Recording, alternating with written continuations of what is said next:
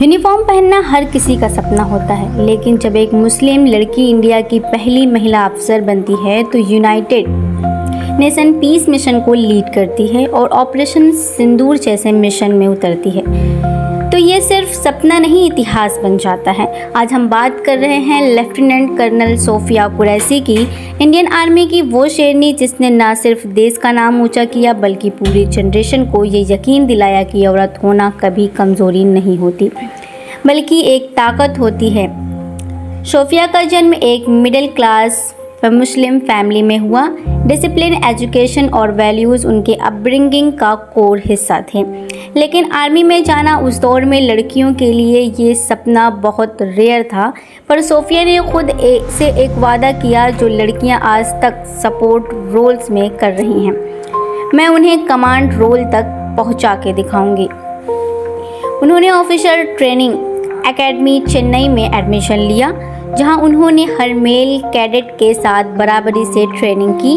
Physical drills, obstacles courses, weapon handling, हर मोड़ पर खुद को साबित किया।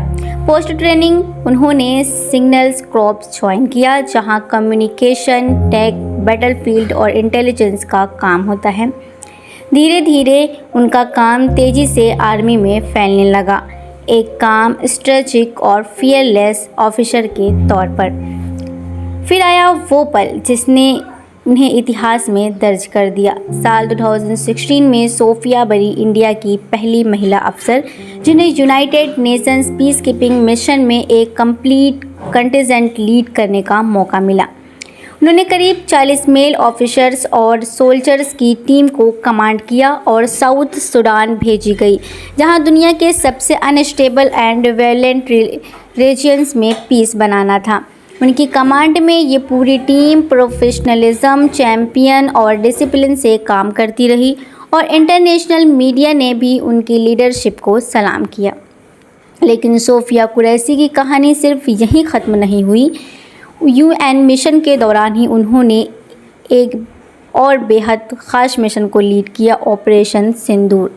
ऑपरेशन सिंदूर का मकसद था कॉन्फ्लिक्ट अफेक्टेड एरियाज़ में पीस इस्टेब्लिश करना, लोकल पॉपुलेशन को सुरक्षा देना और स्पेशली वुमेन और बच्चों की डिग्निटी को रिस्टोर करना।